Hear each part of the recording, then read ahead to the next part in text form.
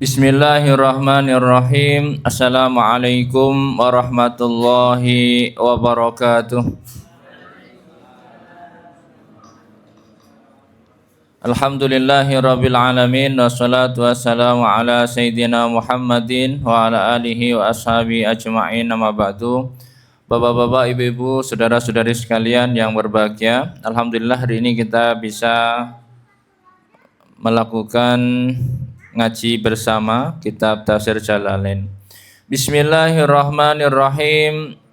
Wa idza kunta fihim fa aqamta lahumus sholata faltakum ta'ifatum minhum ma'aka wal ya'khudhu aslihatahum.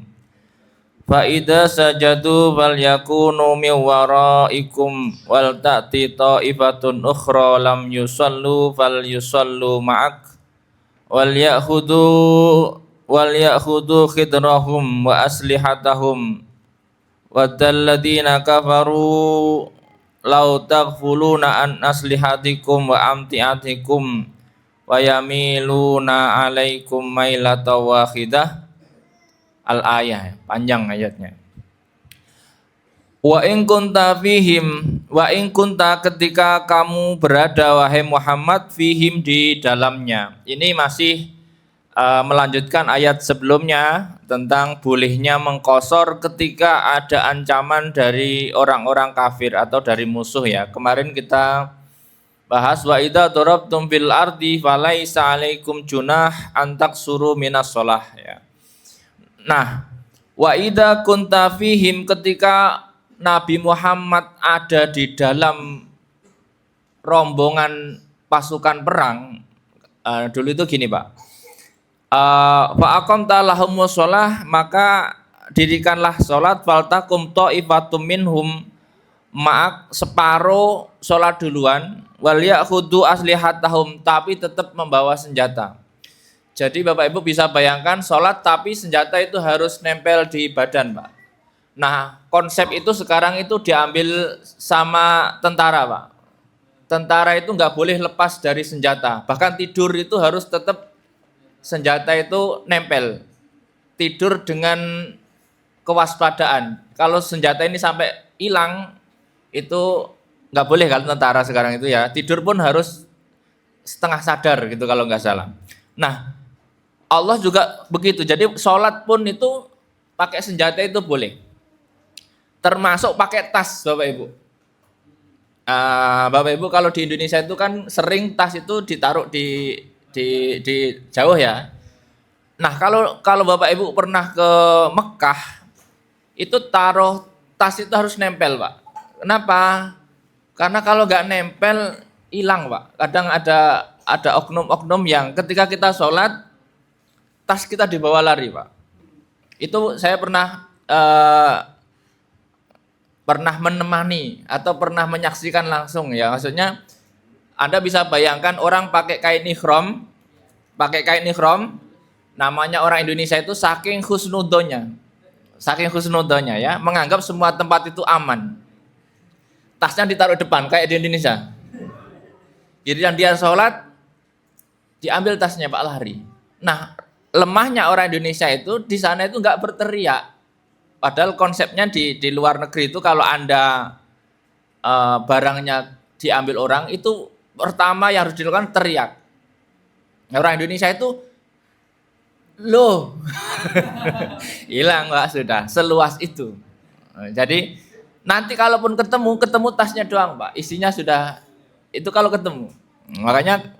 Makanya kalau Bapak Ibu lihat kenapa sih orang kok tas dibawa, anak digendong, ya Anda bisa bayangkan Pak, Masjidil Haram seluas itu sekali hilang, waalaikumsalam.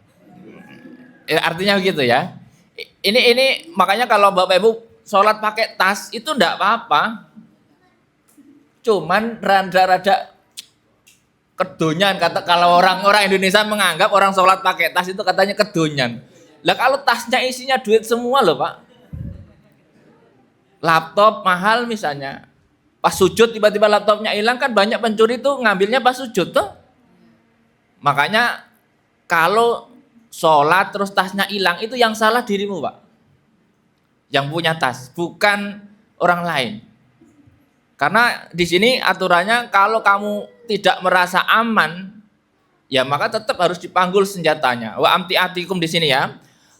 Wal yakhudu aslihatahum fa idza sajadu falyakunu min waraikum bal ya'ti ta'ifatun ukhra lam yusallu fal yusallu ma'ak wal yakhudu khidrahum wa aslihatahum. Jadi tetap harus waspada dan siap siaga. Jadi senjata itu sudah siap tembak kalau bahasa ininya ya, jangan kosong. Nah, dalam kondisi perang, sholat itu boleh dikosor. Ya Pak, jadi kalau Bapak Ibu nanti, na'udzubillah, kalau suatu saat ada perang, perangnya fisabilillah, itu nggak ada perjalanan jauh, itu boleh mengkosor sholat. Sholat duhur yang asalnya 4 jadi 2, boleh.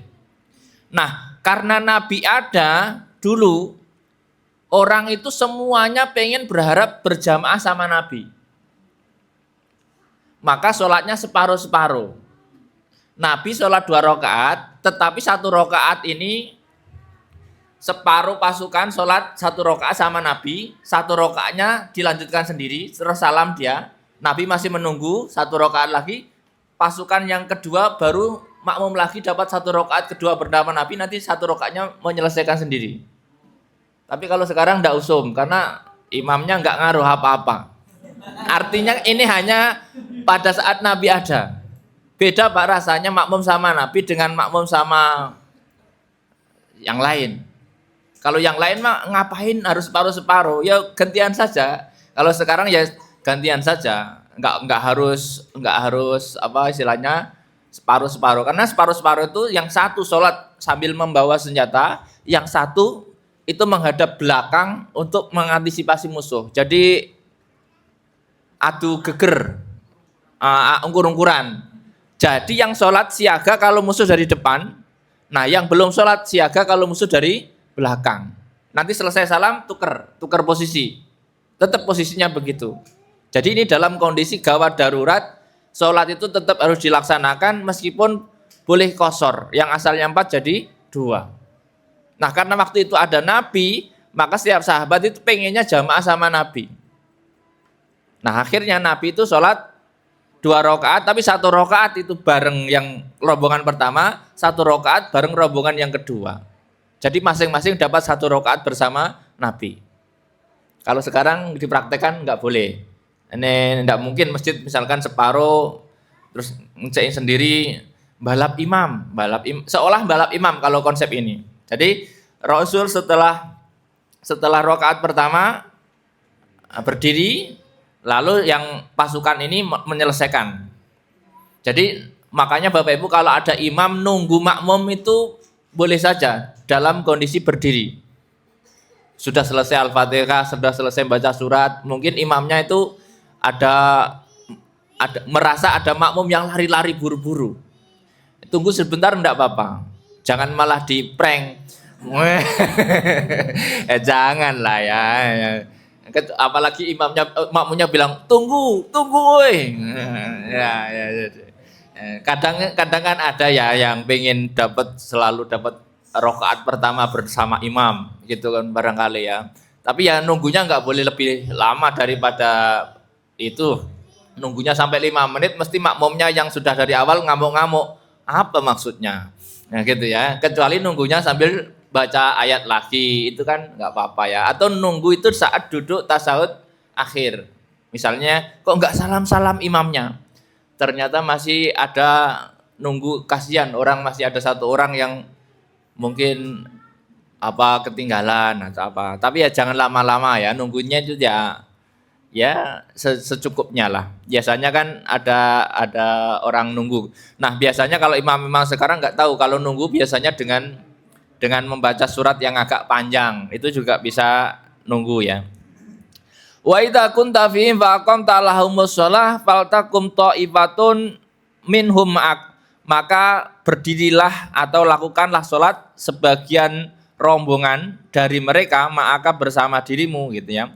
Wa hadza jaro al adadil Quran fil khitab fala mafhum lahu ya. Faltakum ta'ifatun minhum ma'ak wa tata'akhir ta'ifatun wal ya'khudhu ay ta'ifa allati qamat ma'ak aslihatahum. Tadi salat itu tetap harus pakai senjatanya nyangkol di dalam dirinya ya. Wa idza sajadu artinya ketika sudah selesai satu rombongan falyakunu maka golongan yang lain atau ifa ukra min waraikum dari sisi belakang kalian yahrisuna ila an atafdu salat wa tadhab hadi taifat harus tadi ya posisinya itu adu geger adu punggung nanti kalau sudah selesai rombongan pertama tinggal tuker posisi jadi nanti dalam kondisi perang itu sholat itu gantian Pak jangan dipaksa barengan misalnya sholat Jumat pun bisa Jumat 1, Jumat 2. Jadi misalkan pasukannya ada 1.000 ya, 500 Jumatan dulu setelah Jumatan 1, Jumatan 2 bisa. Karena sebenarnya kalau masjid nggak muat itu bisa juga Jumatan sisi 2 misalnya. Kalau nggak muat ya. Misalkan nggak muat dipaksakan kan nggak muat. Misalnya ya masjid mana yang nggak muat. Kalau waktunya kan sebenarnya selama masih waktu duhur itu nggak apa-apa.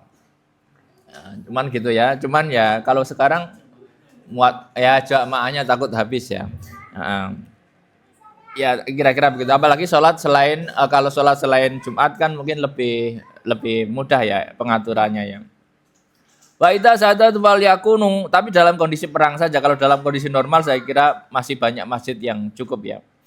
Wal yakunu min waraikum ya. Wal ta'ti ta'ifatun ukhra lam yusallu fal yusallu mak wal ya'khudhu khidrahum wa aslihatahum. Kemudian Pala Nabi SAW kadzalika bi batni nakhl ya. Ini posisinya di batn nakhl atau namanya di lokasi batn nakhl. Nanti dicari lokasinya. Rawahu Syekhon diriwayatkan dari Bukhari Muslim. Walladzina kafaru wadzalladzina kafaru dan orang-orang kafir itu berharap ya lau takfuluna kamu itu lupa atau lengah ya idza kuntum ila salat orang-orang musuh-musuhmu itu berharap saat salat itu kamu lengah gitu ya an aslihatikum wa amtiatikum dari senjata dan barang-barangmu. Nah ini sebenarnya kita itu nggak boleh lengah ketika dalam sholat. Makanya kadang-kadang ada orang itu sholat tapi nggak sadar barangnya tiba-tiba hilang. Ini nggak boleh. Tetap harus khudu hidrokum. Maka sebaiknya kalau Bapak Ibu punya barang berharga, pas sholat sebaiknya bisa nempel sama dirinya. Kalau nggak bisa taruh di depan, jangan taruh di belakang. Kalau di belakang itu, ya kan husnudon. Kita masa ibadah ingat barang kita. Ada di sini ada konsepnya. Jadi jangan sampai gara-gara ibadah barangmu hilang. Lalu kamu kemudian nyalahkan Tuhan. Gimana sih ya Allah? Saya kan menghadap engkau kok barangku malah hilang gitu ya. Malah diduduk sama malaikat tandanya kelakuanmu ya gitu. Jadi barang taruh depan.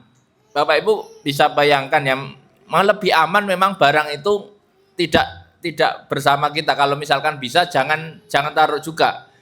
Saya pernah ngalami itu kacamata saya taruh bawah depan itu. Ada anak kecil mondar-mandir itu loh, Pak. Nggak hilang sih, takut iya keinjek gitu lah. Ya, keinjek kalau pecah kan mata kita berkurang kemampuannya kan gitu. Jadi kadang-kadang maka harus dilihat posisi. Kalau bapak-bapak saya lihat itu kan kadang naruh HP, kunci gitu ya. Ya enggak apa-apa sih, keren, salut saya. Cuman kalau resikonya gini Pak. Resikonya kalau depannya dia kosong, dia nggak berani maju Pak. Maju, hilang. Kadang-kadang iya, makanya nggak aman kalau Anda bawa barang itu di depan, nggak aman. Tapi kalau pengen aman memang di penitipan. Pas itu paling aman. Jadi sholat itu tak pikir kadang kalau kita bawa barang sesuatu kita taruh di depan kosong. Mau maju takut barangnya ketinggalan. Nggak mungkin dong Anda maju terus ngangkat barangnya, itu kan batal sholatnya kecuali belum sholat. Makanya kan resikonya ya begitu. Wong kita kadang hanya pakai sajadah, di depan nggak ada sajadah, itu nggak mau maju, depan kosong. Hanya demi bersajadah tadi. Ya itu ya itulah, makanya sebaiknya memang apa istilahnya ya, pastikan barang yang tidak urgen itu tidak ke bawah saat sholat, atau kalaupun di bawah itu pastikan nempel di badan, itu lebih aman ya. Kalau ada pergerakan lebih aman. Kemudian mana tadi? Wala junah apa itu? Waddal ladina kafaru law takfuluna an aslihatikum wa amtiatikum fayamiluna alaikum mailatan wahidah. Fayamiluna maka kamu condong ya kepada satu kecondongan bi ayahmilu alaikum wa yakhudukum wa hada illatul amri bi akhdisila. Artinya jangan sampai condong. Condong itu artinya fokusmu hilang. Fokusmu hanya satu, misalnya fokusmu hanya sholat. Jangan, tetap harus sadar. Jadi sholat harus tetap sadar. Makanya kan ada cerita ya Bapak Ibu, ada orang sholat saking khusyuknya itu rumahnya kebakaran, dia nggak tahu. Ya nggak gitu juga sih. Makanya Bapak Ibu kalau sholatnya nggak khusyuk banget, ya nggak apa-apa, berarti lebih aman gitu ya. Kalau ada apa-apa masih denger gitu ya, ada orang berisik masih marah, berarti memang ya nggak khusyuk amat. Kalau orang sudah khusyuk itu nggak ngaruh apa-apa Pak. Kalau orang khusyuk, anak-anak rame itu nggak masalah, dia nggak kedengeran. Makanya kalau Bapak Ibu ada orang sholat terus dengar berisik marah-marah, ya bisa dipahami kalau dia sedang tidak khusyuk, kira-kira begitu. Kalau khusyuk itu nggak denger apa-apa. Jadi makanya kalau orang khusyuk itu digoda kayak apapun dia nggak bakal ngaruh, udah lost gitu ya. Nah, tapi kalau nggak khusyuk ya denger cerita lucu itu ikut ketawa, denger TV, denger ada orang buka YouTube misalkan ikut ketawa, denger lagu MBG ikut misalnya ya Bapak ya kan, ikut ke bawah arus misalnya ya. Wala junaha alaikum ingka nabikum ada, dan tidak dosa bagi orang-orang yang sedang sakit. Orang sakit boleh melepaskan senjata, artinya nggak bawa senjata saat sholat. Bagi orang sakit nggak apa-apa. Wala junaha alaikum ingka nabikum adan, ada masalah ya, min matorin, dalam kondisi kehujanan, au kuntum mardo, atau sakit. Jadi orang itu boleh nggak pegang senjata saat hujan deras atau saat sakit. Karena kalau saat hujan deras itu insya Allah musuh juga nggak bakal nyerang. Makanya Bapak Ibu kalau Anda lihat dalam perang modern pun, kalau cuacanya itu hujan, perang itu nggak seru. Makanya perang itu kalau sekarang di internasional itu seru karena di negara-negara yang sedang berperang itu nggak ada hujan Pak. Iya, kalau di Indonesia ini coba sering hujan, apalagi musim hujan. Wah itu, aduh, mesti tentaranya itu kalau nggak TBC, tipes, malaria, kan kira-kira gitu ya.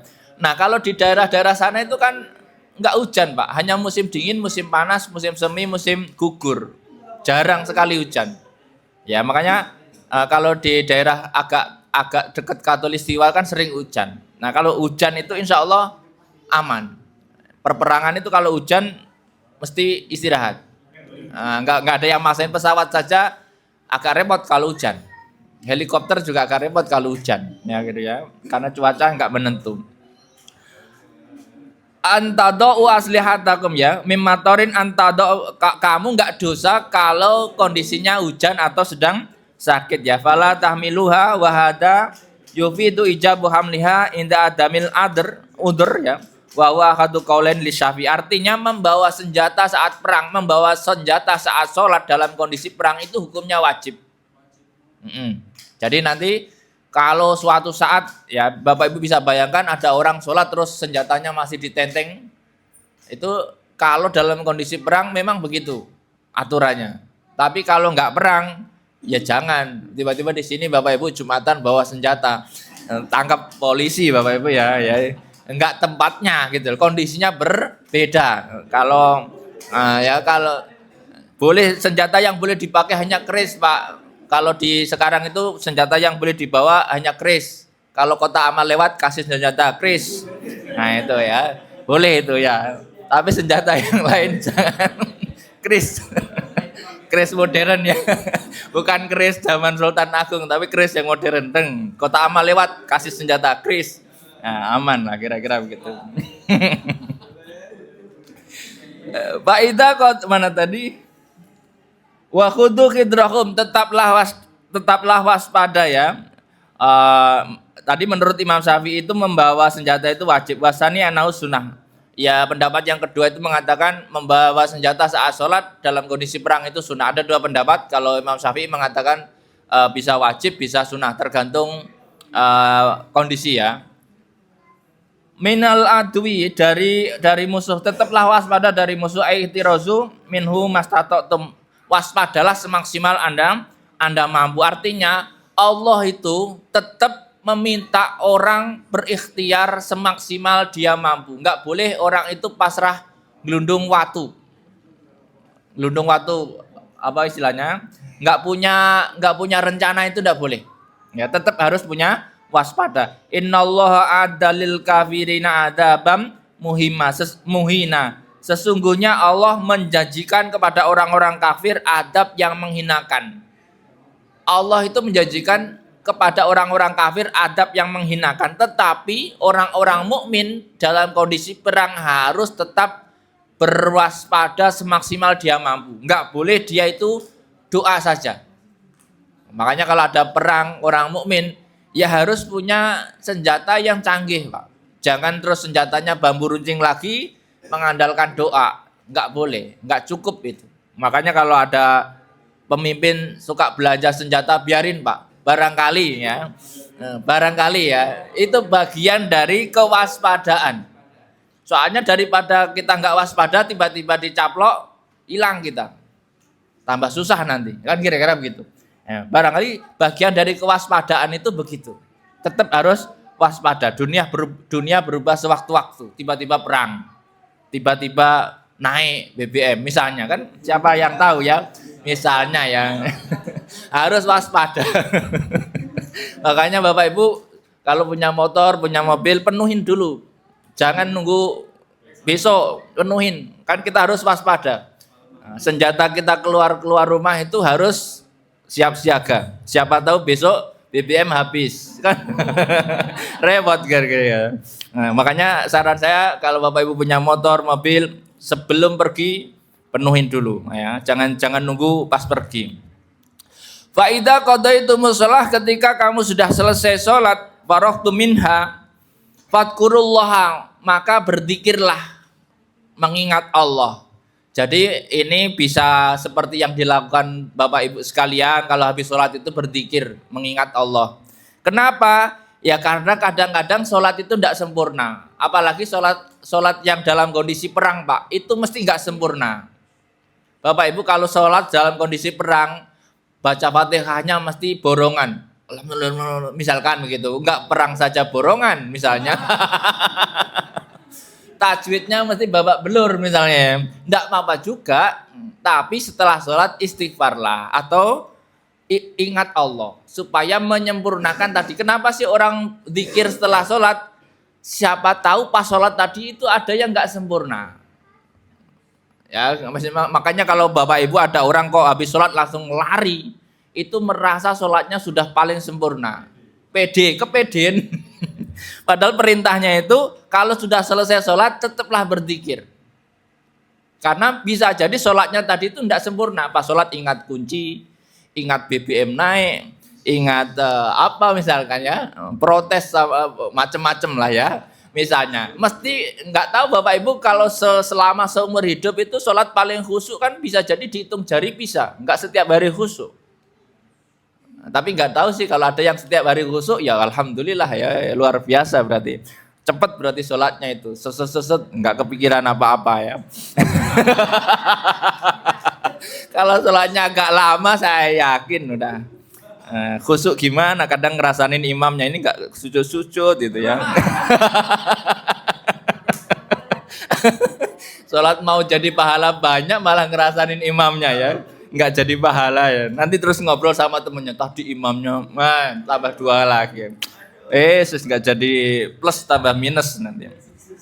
Faida qadaytumus shalah fadkurullaha, di sini dikatakan bitahlil wa tasbih. Tahlil itu la ilaha illallah, tasbih itu subhanallah. Jadi artinya setelah sholat dianjurkan membaca la ilaha illallah atau subhanallah. Nah di sini para ulama di Nusantara itu membiasakan, yaitu biasanya subhanallah, alhamdulillah, Allahu akbar itu ya, dengan derivasinya masing-masing. Kadang-kadang sebagian ada yang ditambah membaca la ilaha illallah, baik yang 33 atau yang 100 kali, terserah ya, monggo sebisanya ya. Kadang orang itu pengen cepet-cepet, ya jangan panjang-panjang zikirnya, ya secukupnya. Paling tidak istighfar, tasbih, tahlil, ya la ilallah sebagian nggak apa-apa, secukupnya. Qiyaman, berdiri boleh, waku dan duduk boleh, wala junubikum dan rebahan juga boleh. Mengingat Allah itu bebas Pak, sambil berdiri, sambil duduk, sambil rebahan boleh. Misalkan habis sholat, terus tempat sholatnya itu kebanjiran, zikirnya gimana? Sambil berdiri tidak apa-apa Pak, zikir. Ya, zikir sambil berdiri boleh, sambil duduk boleh, sambil berbaring juga boleh, sambil tiduran boleh. Bapak Ibu, makanya zikir kepada Allah itu nggak ada nggak ada batasan, bebas. Sambil masak boleh, sambil kerja boleh, sambil nyetir boleh, sambil main bola itu boleh, sambil bermain dengan pasangannya boleh. Nah, ini zikir ya, tapi jangan kenceng-kenceng, dalam hati. Ya, kalau yang dalam kondisi tadi. Kalau selain itu boleh kenceng, misalkan main bola sambil Allah Akbar, menggiring bola sambil takbir. Tapi ya janganlah ya, mungkin nanti bingung temennya ini ngapain ente kan ya. Ya normalnya itu ya, pokoknya kalau lagi iseng nggak ngapa-ngapain, lebih baik sambil zikir. Misalnya sambil ngitung koral masjid, misalnya dihitung satu-satu sambil zikir boleh Pak ya. Mindahin sesuatu sambil sholawat sambil zikir boleh. Ngitung beras yang mau dimasak dizikirin boleh. Coba sesekali Bu niati masak 1 kilo, berasnya dihitung. Nah, jadi insya Allah luar biasa itu. Kalau orang-orang dulu itu jagung kalau pengen lebih banyak kacang hijau dulu itu, dikitnya ngitung kacang hijau. 1 kaleng dipindahin. Nanti setelah ini pindahin lagi. Jadi kacang hijaunya insya Allah menjadi saksi dikiran Bapak Ibu. Jadi ketika kita dikir terus ada sesuatu yang kita pegang, itu nanti menjadi saksi. Makanya kan itu nanti jadi saksi dikir kita.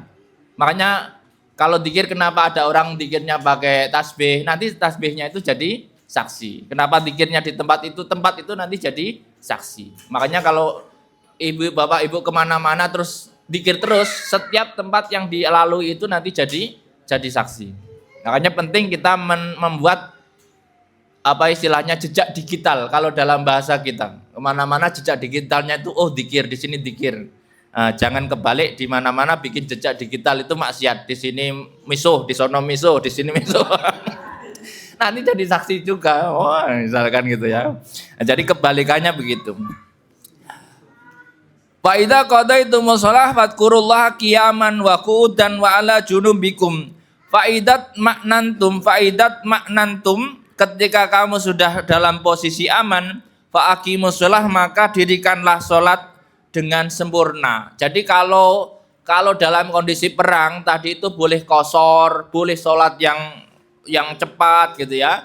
Tapi dalam kondisi aman, salatlah sesuai dengan aturan yang ditentukan, artinya sholatlah dengan sempurna saat kondisi itu aman. Makanya seperti kita ini sholat dalam kondisi aman, sebaiknya sholat itu sempurna, pelan-pelan, nggak usah kenceng-kenceng, pelan-pelan Pak sopir, nggak usah buru-buru ya. Jadi kalau zaman dulu nenek moyang kita sedang dalam zaman penjajahan, sholat itu sekenanya sudah, sebisanya. Nah, tapi kalau dalam kondisi kita yang aman suraman ini, harusnya sholat itu ya tenang, jangan buru-buru, kondisi aman. Ya, kondisi aman artinya ya standar lah, sholat itu secukupnya. Paling enggak berapa sih sholat 4 rakaat, kalau standar itu berapa? 4 menit ada enggak sih?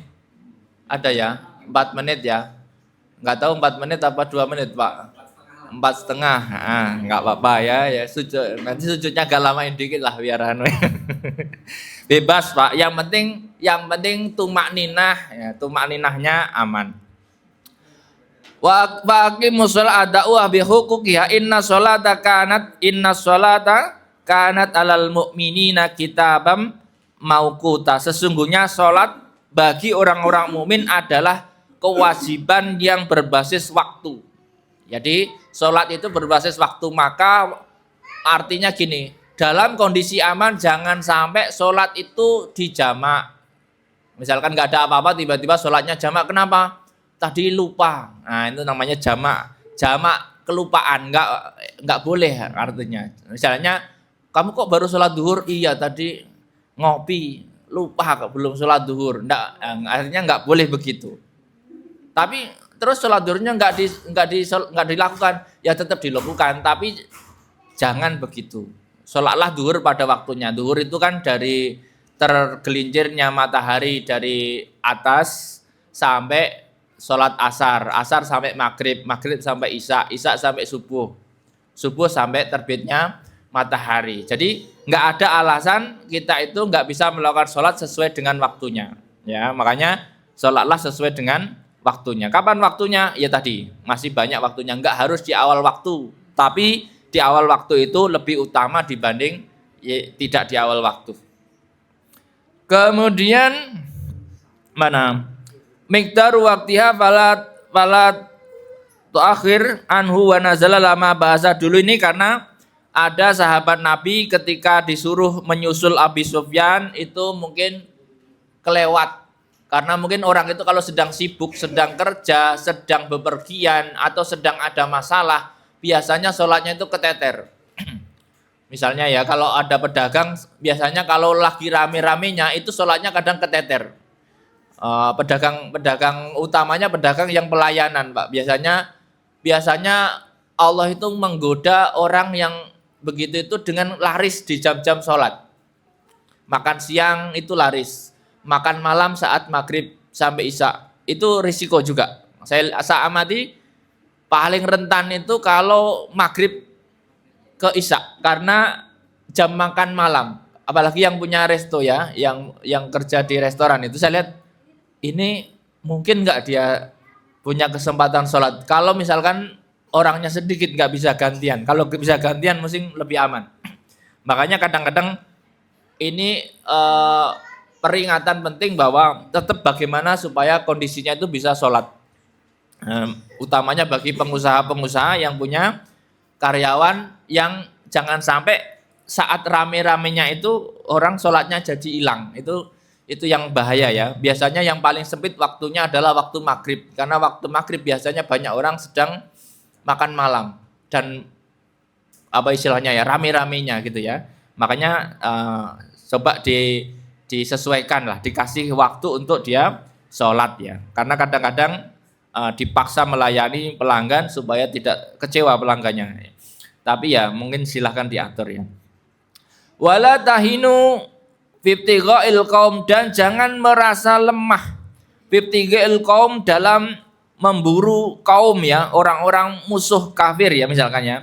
Lituqatiluhum, untuk memerangi mereka. Intakunu ta'lamun, kalau kamu merasa terluka, tajiduna alamul jahr fa innahum ya'laun, mereka juga terluka kama ta'lamun, sebagaimana kamu terluka. Jadi jangan pantang menyerah menghadapi musuh. Kalau kamu merasa perang ini capek, mereka juga kecapean. Kalau kamu merasa sakit, mereka juga sakit. Kalau kamu merasa terluka, mereka juga terluka. Artinya ketika menghadapi perang itu jangan patah semangat. Artinya di ayat ini mensupport bahwa kalau kamu merasa sakit, mereka dipikir nggak sakit. Orang yang memusuhi Anda itu juga sakit. Jadi jangan dikira orang yang memusuhi Anda itu enak-enakan. Mislukum, sebagaimana dirimu, wala yajbanun, dan jangan pengecut ya, ala kitalikum wala yajbanun, dan mereka tidak takut untuk memerangi dirimu. Kok kamu takut? Artinya gini Pak, kita itu disuruh memberi perimbangan kepada musuh. Kalau musuh menyerang kita juga harus berani. Jangan kemudian kita diserang musuh terus kita melempem.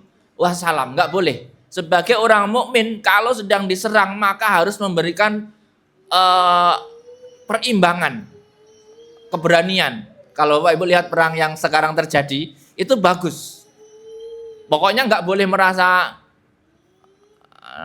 nunduk-nunduk, itu nggak boleh. Kalau sedang kondisi sudah perperang, ya sudah, nggak apa istilahnya ya gagah lah ya. Watarjuna minallahi, sementara kamu berharap pahala dari Allah, minan nasri wasawab, malah yarjun, yang mereka tidak harapkan. Jadi gini, orang mukmin itu menghadapi musuh jangan cengeng. Anda itu lebih baik dibanding mereka karena Anda itu perang mengharap ridhonya Allah, sementara mereka berperang itu loh nggak mengharap ridhonya Allah. Artinya secara ini Anda itu lebih baik loh. Anda lebih baik kok nggak berani. Nah, artinya nggak boleh orang mukmin itu apa istilahnya lemah dalam memberi perlawanan dalam peperangan yang diridhoi Allah. Artinya maju, ya kira-kira begitu. Hum fa antum taziduna alaihim bidzalik, maka ya antum itu, kalian itu lebih baik dibanding mereka. Fayam bagi antakunu arghabu minhum, maka harusnya kamu lebih semangat, lebih senang dalam menjalankan itu. Jadi sama-sama hidup, makanya kalau dalam bahasa lain Pak, sama-sama menjalani hidup, orang beriman itu harusnya lebih bahagia dibanding orang yang tidak beriman dalam kondisi yang sama. Sama-sama hidup, sama-sama menerima, merasakan krisis misalnya. Orang beriman insya Allah masih lebih baik daripada orang yang tidak beriman. Orang beriman meski agak sambat-sambat itu tetap dinikmati ya, mungkin ya begini gitu ya. Tapi orang yang nggak beriman itu ya mungkin hanya gerutu-gerutu, tidak ada apa-apanya. Wa kana Allahu aliman hakima, sesungguhnya Allah maha mengetahui ya, sekaligus maha bijaksana terhadap ciptaannya. Lalu kemudian ayat selanjutnya ini turun terkait dengan orang yang bersifat lempar batu sembunyi tangan ya. Wasaraka Tu'mah bin Ubairik tiroan wa khaba'aha inda Yahudi wa wajadat indahu faramahu Tu'mah biha wa halafa anahu ma saraka fa sa'ala qaumu an-nabi ayujadil anhu wa yubri'ahu ya. Jadi ada seorang waktu itu ya Bapak, ini memang kritik terhadap orang muslim sendiri. Ada orang namanya Tu'mah, ini orang muslim waktu itu bin Ubairik. Itu dia mencuri baju zira, baju besi. Waktu itu baju besi itu mahal Pak. Kalau sekarang anggaplah nyurinya itu pesawat tempur itu Pak. Secara dalam dunia militer lah ya. Ada orang nyuri pesawat tempur. Lalu pesawat tempurnya disembunyikan di rumahnya orang Yahudi. Lalu kemudian karena ketahuan itu tuduhannya dilempar. Bukan saya, dia bersumpah atas nama Allah terus menuduh orang lain yang mencuri. Lempar batu sembunyi tangan. Kalau dalam zaman kecil kita itu misalkan bapak dikeplak sama temennya, terus temennya bukan aku, dia. Nah gitu ya. Apa istilahnya ya? Kayak gitu. Nah, kadang-kadang kalau Bapak Ibu bisa bayangkan ya, di dalam kondisi kehidupan di Madinah itu kan ada orang Muslim, ada orang Yahudi, ada orang Nasrani. Karena hidupnya itu berdampingan, Pak, kayak di Indonesia begini. Hidupnya berdampingan. Maka ada orang Muslim mencuri, lalu disembunyikan di rumahnya orang Yahudi. Lalu ketika ketahuan, oh siapa mencuri zirah ini, baju besi ini, terus yang pencuri itu bersumpah bukan saya Pak, yang mencuri itu ya yang punya rumah itu. Akhirnya orang yang punya rumah itu komplain kepada Nabi, Nabi, ini orang ini menuduh saya mencuri padahal bukan. Nah, dan sebagainya. Lalu ayatnya apa turunnya? Inna anzalna ilaikal kitab, sesungguhnya kami turunkan kepadamu wahai Muhammad kitab ini, ayat Al-Qur'an, bil haqqi, dengan benar, litahkuma, untuk memberikan hukum bainan nas, di antara manusia, ma'aroka bima aroka, atas apa yang engkau ketahui, atas apa yang engkau ketahui yang dari ajaran kami ya. U'allimakallah, yang Allah mengajarkan kepadamu, wala takun lil khainina khosima, dan jangan menjadi pendebat orang-orang atau mendukung orang-orang yang khianat. Artinya Rasul dilarang mendukung orang Muslim yang melakukan khianat. Khianat itu apa? Tidak jujur tadi. Jadi meskipun dia orang muslim, kalau dia salah ya harus disalahkan. Artinya hukum itu tidak pandang bulu dia teman atau bukan, dia muslim atau tidak. Makanya kalau di Indonesia harusnya ya begitu.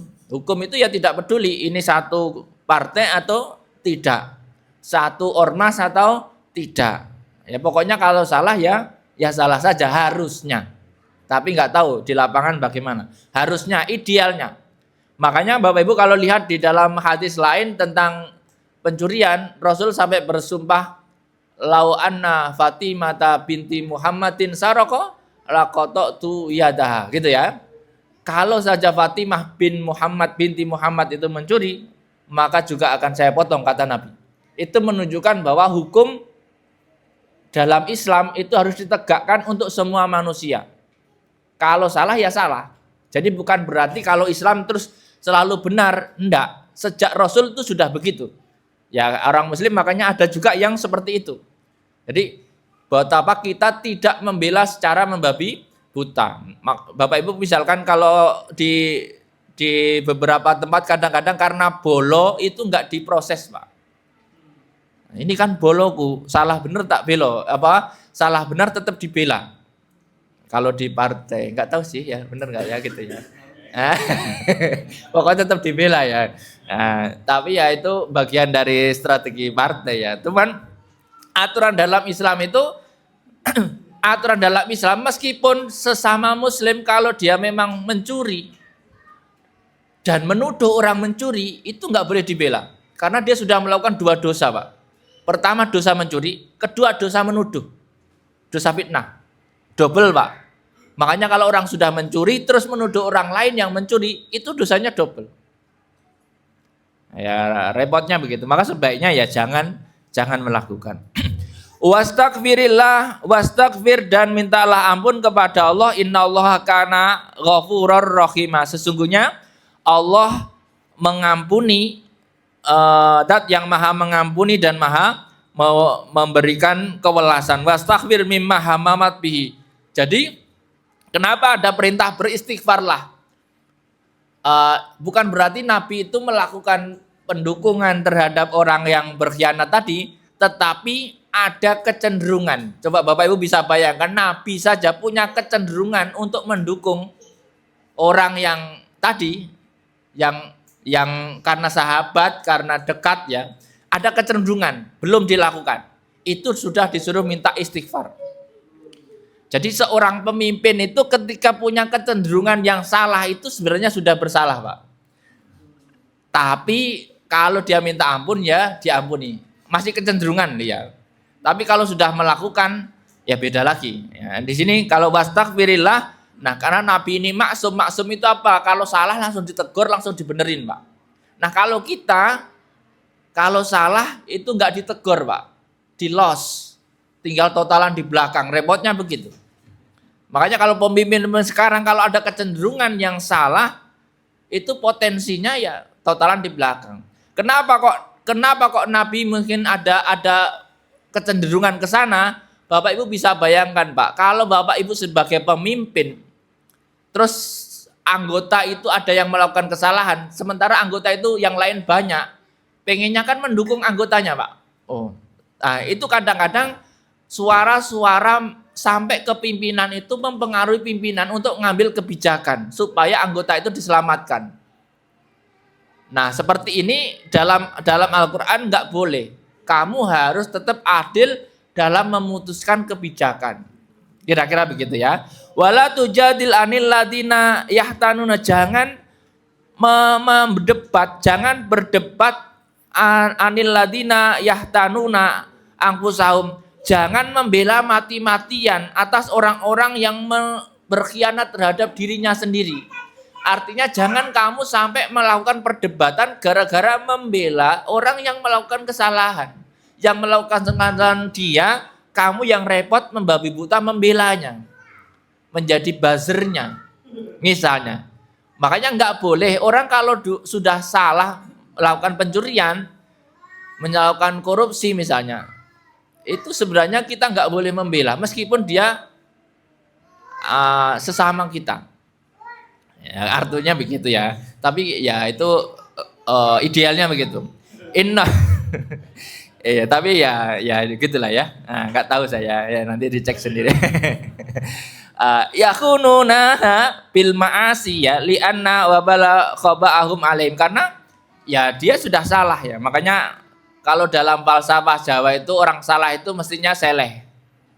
Nah, tapi itu sudah mulai berubah bergeser, sekarang orang salah itu dibela supaya nggak salah.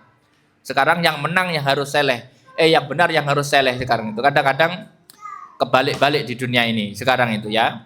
Yang korban disuruh apa kemarin itu? Korban disuruh klarifikasi bahwa itu tidak terjadi. Nah, piye toh sembuh. Ya semoga nanti ke depan itu tegak lah.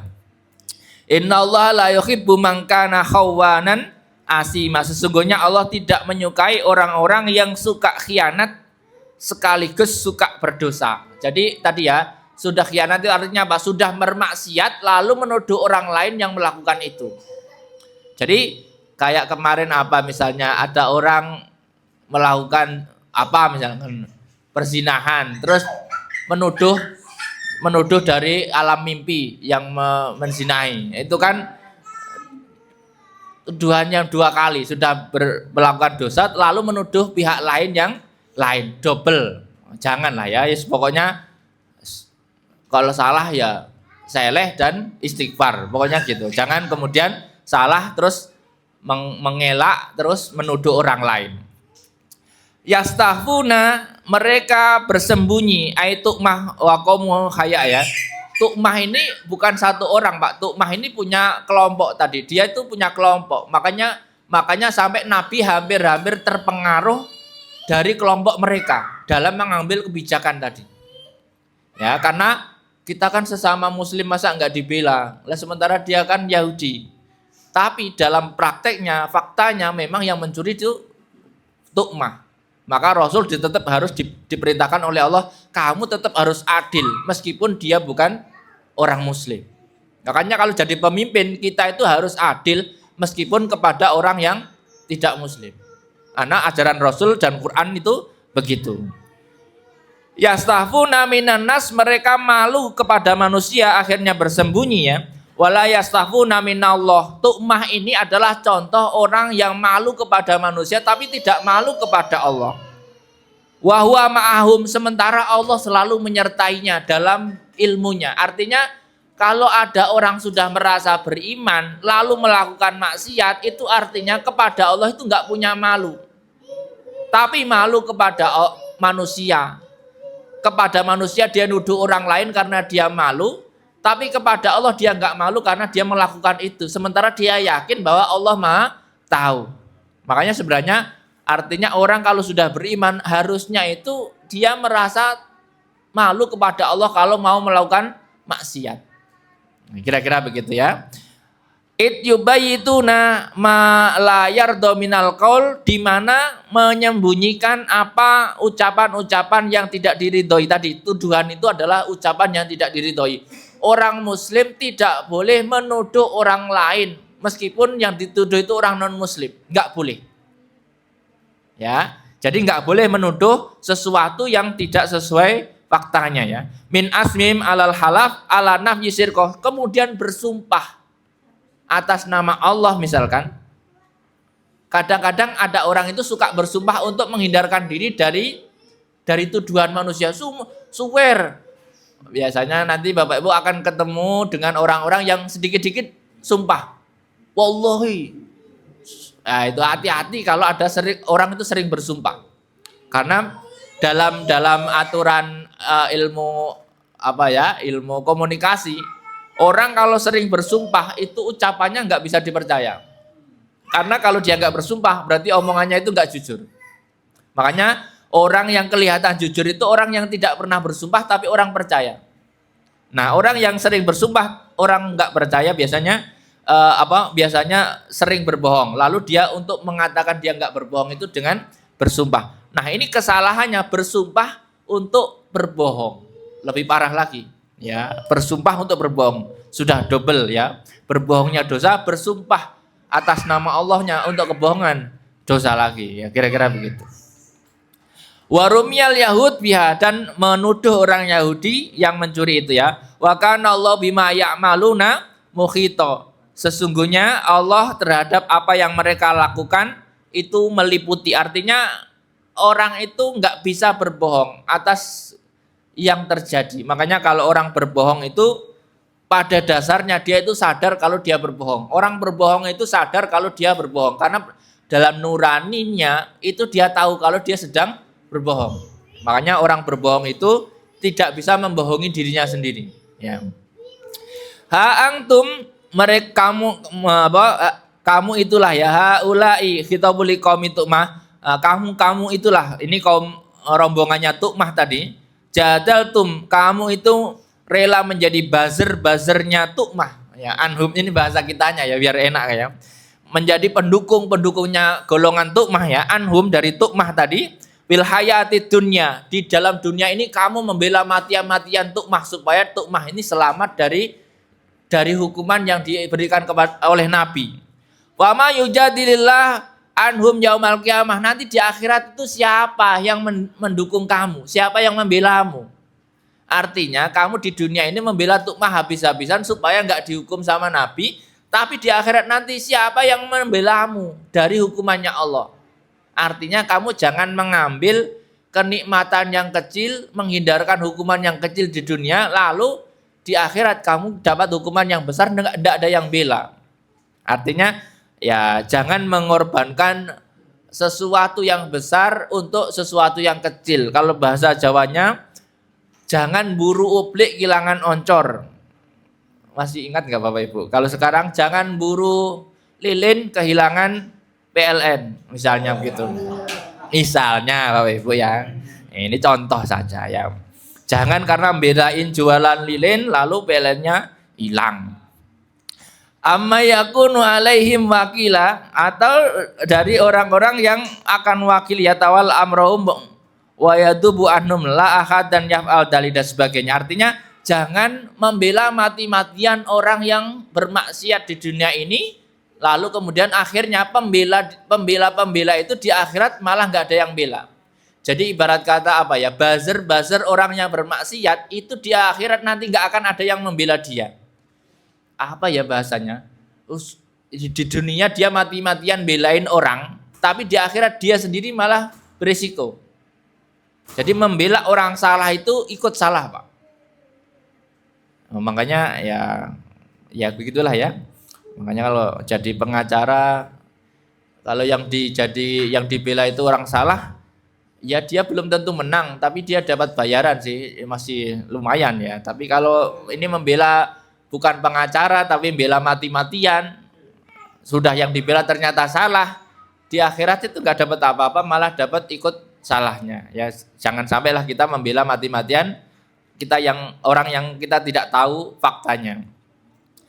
Wa may ya'mal su'an, barang siapa beramal buruk, adamban ya su'ubi ghairuhu karomitama ya, au yatlim namsahu, atau dolim kepada dirinya sendiri. Artinya gini Pak, su'an itu kalau Quran mengatakan su itu buruk, itu artinya buruk bagi dirinya dan orang lain.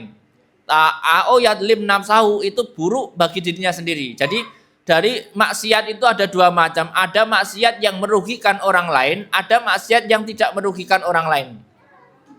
Makanya maksiat yang merugikan orang lain itu dosanya mungkin lebih besar dibanding maksiat yang merugikan diri sendiri. Maksiat merugikan diri sendiri apa? Ya yang mungkin hanya dirimu sendiri yang rugi, orang lain nggak rugi. Misalnya apa ya? Ya nggak sholat. Misalnya itu kan merugikan diri sendiri, orang lain nggak rugi. Makanya kalau ada orang ngomong, ini kok nggak sholat, lah kan nggak merugikan Anda, kok Anda protes? Itu maksudnya yadlim nafsahu. Nah, orang yang bermaksiat merugikan diri saya sendiri. Ada orang maksiat merugikan orang lain seperti apa? Menuduh orang, menuduh mencuri, menuduh membunuh, menuduh berzina dan sebagainya, itu berdosa. Summa yastaghfirillah, lalu minta ampun kepada Allah, yaitu tobat ya. Yajidillah ghafurur rahimah, maka Allah akan mengampuni. Artinya Orang-orang yang sudah melakukan maksiat baik terhadap dirinya sendiri ataupun orang lain, kalau dia beristighfar dia akan diampuni. Allah itu enak sekali, Pak. Senakal-nakalnya orang muslim, kalau habis bermaksiat sudah diingatkan, kamu bermaksiat, terus tobat, diampuni. Pokoknya begitu. Ada jalan, kecuali yang kemarin yang berat. Yang paling berat yang nggak bisa diampuni adalah syirik. Ya, pokoknya jangan syirik saja. Dosa selain syirik diampuni. Berapa persen urusannya Allah ya. Kemarin setelah syirik dosa paling gede adalah membunuh kemarin ya, yang sudah kita bahas pada kesempatan yang sebelumnya.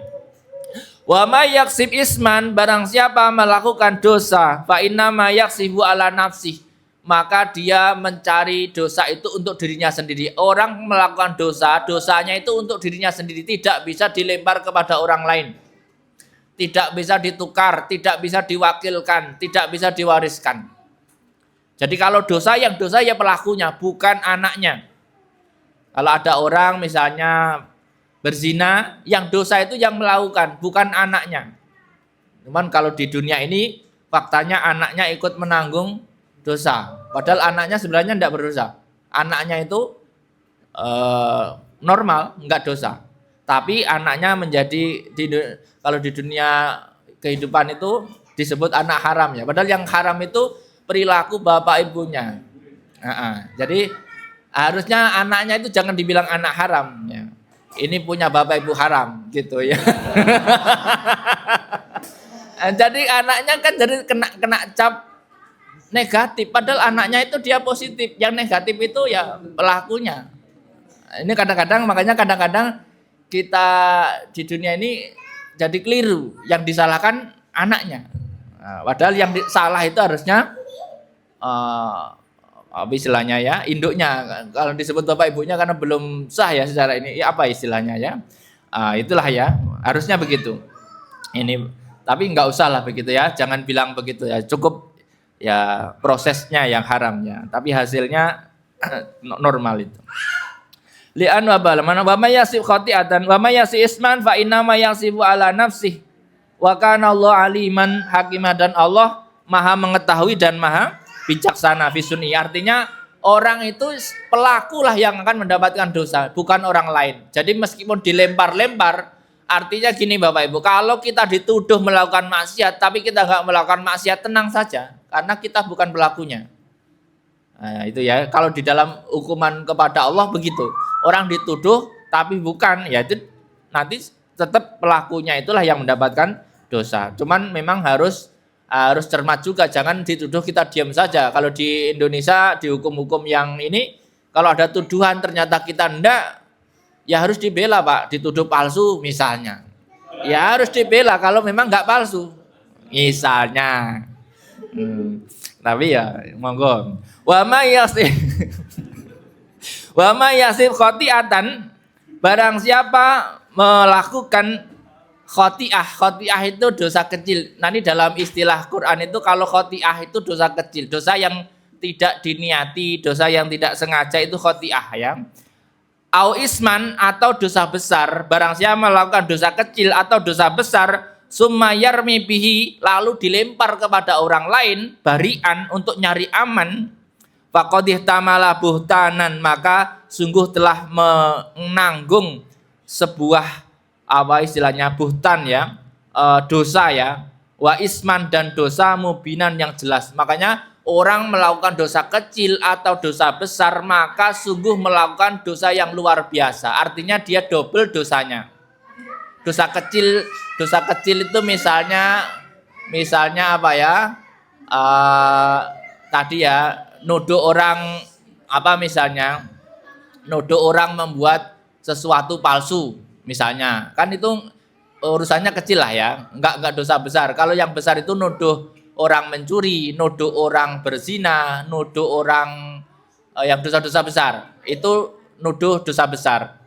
Atau ada orang melakukan dosa besar lalu menuduh orang lain yang melakukan. Ada orang misalkan ada orang memalsukan sesuatu lalu menuduh orang lain memalsukan itu.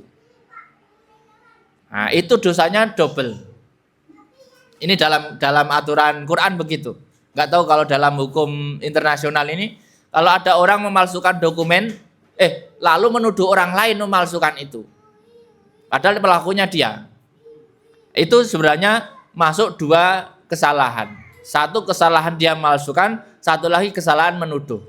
Maka disebut buhtanan, dosa yang luar biasa. Aslinya dosa kecil, karena ada tuduhan menjadi dosa besar. Makanya kalau melakukan dosa kecil, udah nggak usah nuduh orang lain, langsung istighfar saja. Astagfirullahaladzim. Pokoknya gitu ya. Besok lakukan lagi, istighfar lagi. Pokoknya perintahnya Allah, sering-sering beristighfar. Makanya setidaknya habis sholat itu astagfirullahaladzim, astagfirullahaladzim, astagfirullahaladzim. Bersih lagi. Nanti sholat bersih lagi, gitu ya. Makanya sholat itu seperti sinyal, Pak. Kalau Bapak Ibu lihat dari awal kita bahas tadi, sampai perang pun sholat itu harus tetap dilakukan. Kenapa? Sholat itu bagi manusia itu seperti sinyal. Jangan sampai orang muslim itu kehilangan sinyal. Kalau kehilangan sinyal, wassalam. Ya, makanya sinyal. Paling tidak sinyalnya itu kuat 5 waktu. Sinyal kuat, sinyal lemahnya setiap waktu. Maka dzikir tadi itu seperti sinyal yang terus nyambung. Nyambung terus nyambung misalnya ya. Terserah lah ya, ini bukan iklan. Kemudian mana tadi? Walau la fadlullahi alaikum, kalau saja tanpa fadlnya Allah kepada, walau la fadlullahi alaika, kalau saja tanpa fadlnya Allah terhadap wahai Muhammad, wa rahmatu dan rahmatnya dengan kemaksumanmu, lahammat, maka akan menyembunyikan ta'ifah minhum, ta'ifah tadi akan menyembunyikan sebagian golongan tadi dari mereka, min qaumi Tu'mah, dari kaumnya Tu'mah, ayudilluka, untuk membuat kamu mengambil kebijakan yang miring, ya. Artinya gini, hampir-hampir saja Tu'mah dan kelompoknya tadi itu akan mempengaruhimu untuk mengambil kebijakan yang tidak tepat. Artinya ya, seorang pemimpin itu mesti akan kena dorongan-dorongan, bisikan-bisikan dari golongan-golongan di bawahnya, Pak. Ya, kira-kira begitu. Kalau nggak tanpa rahmat Allah, Nabi itu bisa saja terkecoh, terbisiki untuk mengambil keputusan yang tidak tepat ya. Lalu kemudian wa anzalallahu alaikal kitab, apa ini tadi? Wa ma yadurruka wa ma yadurrunaka min syai', dan tidak membahayakanmu dari sesuatu pun ya. Wa anzalallahu alaikal kitab, dan menurunkan kepadamu kitab, dan Allah menurunkan kitab kepadamu, yaitu Al-Qur'an, wal hikmata, dan apa yang hukum-hukum yang ada di dalam Al-Qur'an, wa 'allamaka ma lam takun ta'lam, dan mengajarimu apa yang belum kamu ketahui, minal ahkam wal ghaib, wa kana fadlullahi 'alaika 'azima, dan sesungguhnya fadl Allah terhadap dirimu sangatlah besar. Dari ayat ini sebenarnya kita bisa ambil pelajaran bahwa gini, pemimpin itu harus dekat dengan Allah. Kenapa? Kalau pemimpin itu nggak dekat dengan Allah, nanti itu mesti ada laporan-laporan dari bawahan-bawahan yang kuat, itu akan mempengaruhi kebijakannya. Dan kebijakannya itu bisa jadi salah. Makanya biasanya kalau di Jawa itu, kalau dulu raja-raja sebelum memutuskan itu dia semedi, Pak, 40 hari. Supaya nggak terganggu sama laporan-laporan bawahannya. Karena bisa jadi laporan-laporan bawahannya itu ada kepentingan di dalamnya untuk mengambil kebijakan yang menguntungkan mereka, tapi membuat pimpinan itu salah. Ya kayak kasus kemarin itu, Pak. Ya nggak tahu ya. Takut saya ngomongnya ya. Kadang-kadang begitu, laporannya yes bos, aman bos. Di lapangan nggak aman. Nah, cuman kadang-kadang ya makanya pemimpin itu harus dekat dengan Allah supaya ada informasi lain yang valid. Nah, kalau raja-raja dulu suka bertapa, semedi dulu, minta wangsit, nah, supaya jernih pikirannya mengambil keputusan. Makanya kalau keputusan-keputusan besar itu nggak boleh habis ada laporan langsung dieksekusi, itu bahaya. Itu akan terjebak pemimpin yang terlalu cepat mengambil keputusan. Makanya ketika ada laporan itu harus diindapkan dulu. Ini murni, ini benar, atau ini ada unsur jebakan Batman kalau orang sekarang bilangnya. Nah, ternyata ya begitu ya. Makanya kalau sekarang mungkin tinggal bagaimana cross check laporan ya dengan sampling check gitu ya. Dengan teknologi macam-macam. Kalau dulu karena Nabi itu zaman belum canggih, ya langsung dapat informasi dari Allah. Enggak gitu, begini. Jadi dapat informasi lain. Makanya di sini walau la fadlullahi alaikum warahmatuhu, pokoknya kalau sudah fadl itu udah sisi lain. Termasuk di sini dikatakan wa allamaka ma lam takun ta'lam. Rasul diajari sesuatu yang tidak diketahui. Artinya ada ilmu-ilmu ghaibiyat, ilmu-ilmu yang orang tidak tahu.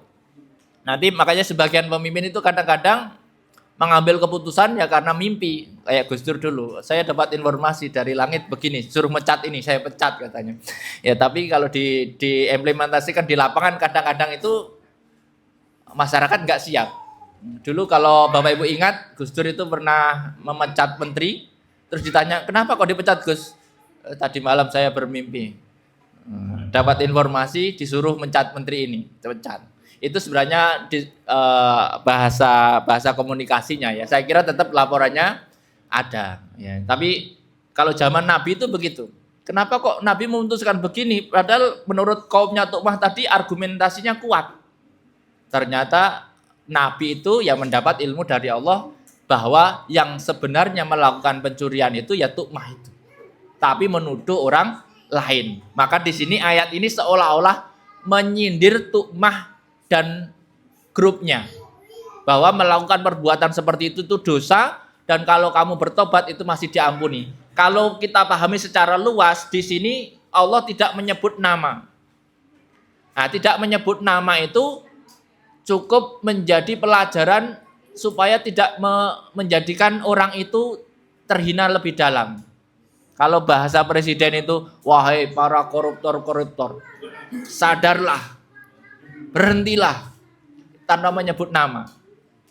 Tapi kadang-kadang kan mereka nggak sadar juga, Pak, sudah dikatakan begitu. Ya, ini juga sama kayaknya. Mereka juga nggak sadar juga. Artinya bertobatlah, berhentilah. Nah, kami akan ampuni Anda, kembalikan uang negara, misalnya ya. Misalnya, itu kan tanpa menyebut nama. Tapi kalau sudah ketangkep, ya sudah, nggak bisa lagi tidak sebut nama karena namanya mesti ada. La khaira fi kasirin min najwahum illa man amara bi shadaqatin aw ma'ruf aw islahim bainan nas wa may yaf'al dzalika ibtigha'a mardatillah fa sawfa yu'tihi ajran adzima wallahu a'lam bishawab. Demikian semoga ada manfaatnya. Hadanallahu wa iyyakum wa lahu minkum wallahul muwaffiq ila aqwamit thoriq. Wassalamualaikum warahmatullahi wabarakatuh.